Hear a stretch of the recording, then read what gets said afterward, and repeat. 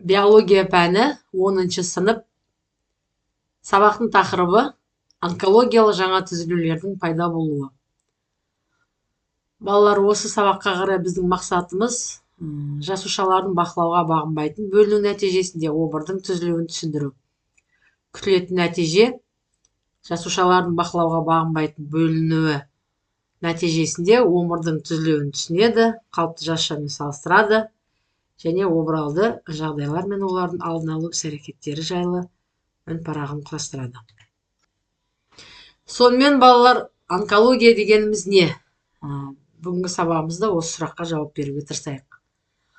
Онкология медицина ғылымының ісік ауруларының пайда болу себептерін, даму жолдарын, клиникалық белгілерін анықтап, емдеу, олардан сақтану жолдарын зерттейтін ғылым саласы. Енді балдар, онкожасуша қандай болады, немесе обыр жасушасы? Мынау қалыпты жасушаның суреті осындай болатын болса, обыр жасуша мынадай түрде болады екен. Барлық көршілес мүшелердің барлығын, тіндердің барлығын зақымдайды екен. Енді балдар, онкологиялық ауруларды тудыратын қауіпті факторларға нелер жатады? Осыған тоқталып өтейік. Ең біріншіден дұрыс тамақтанбау. 35% осы қатерлі ісікті дамытуы мүмкін екен. Күнделікті қуырылған тамақтарды қолдану, майды қуырғанда мутагендер, қуырылған еттен нитрозаминдер түзіледі. Олар қатерлі ісік дамуына әсер етуі мүмкін екен. Құрамында қаныққан май қышқылдары көп өнімдерді шамадан тыс қолдану, ағзада холестерин және оның туындыларының жоғарылауын шақырып, жинақталып және химиялық өзгеріске айналып, канцерогендік қасиетке ие болады екен. Канцерогендік қасиет дегеніміз ол жаңағыдай уытты қасиетке өтетін заттар. Ет өнімдерін шамадан тыс қолдану, ақ нан, тоқаш, торт, ішек микрофлорасын төмендетеді.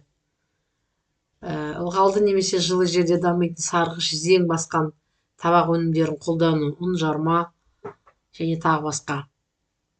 Сарғыш зеңнен бөлінетін афлатоксинді улы заттар өте ауыр канцерогендер болып табылады.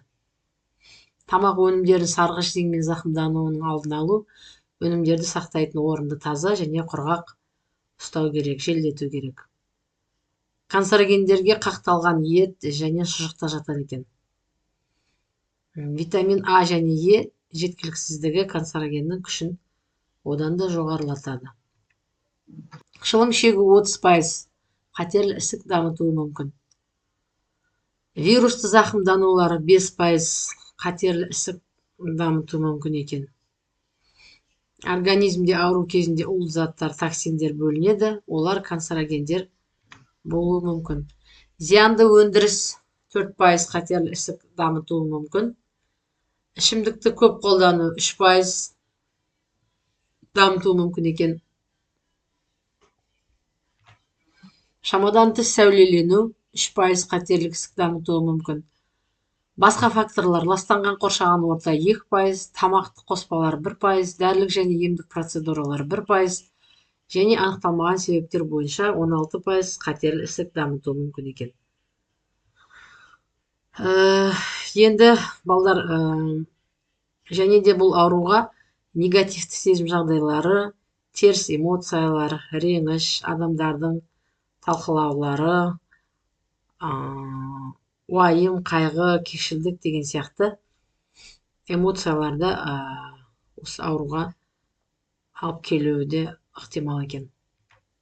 Енді балалар, осы қатерлі ісіктің алдын алу қандай шаралары ұйымдастырылған? Біздің республика Қазақстанымызда скрининг деген жасалады.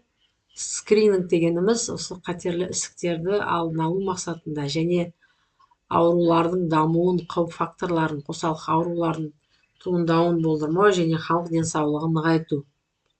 Бұл әдістің тиімділігі қатерлі ісіктің жайылған түрлерін азайту, рактың ерте түрлерін анықтап, өмір сүруін ұзарту екен. Және халықтың нысаналы топтарына профилактикалық медициналық тексеру жүргізу ережесін бекіту туралы Қазақстан Республикасы Денсаулық сақтау министрінің 2009 жылғы 10 қарашадағы 685 бұйрығына сай онкологиялық ауруларды ерте анықтау скринингтік тексерулерге жатады екен. Осындай скринингтер жүргізіп тұру керек екен. Әр адам өзінің жергілікті ем поликлиникаларында тегін қызмет көрсетіледі. Сонымен балдар, бүгінгі сабағымыздың қорытындысы. Сабақты қорытындылай келе, онколог мамандардың айтуы бойынша, көп жағдайда бұндай ауыр дерттің пайда болуына адамдардың өз денсаулығына немқұрайлы қарауынан да болады деген шешімге келуге болады. Сонымен бірге онкологиялық аурулардың алдын алу түрінің 2 түрі бар деп айттық. Олар салауатты салтын ұстану, ал енді екіншісі арнайы тексеруден, скринингтерден өтіп тұру. Жаңа мен айтып өткендей, бұл тегін жүргізіледі. Сау болыңыздар. Рахмет.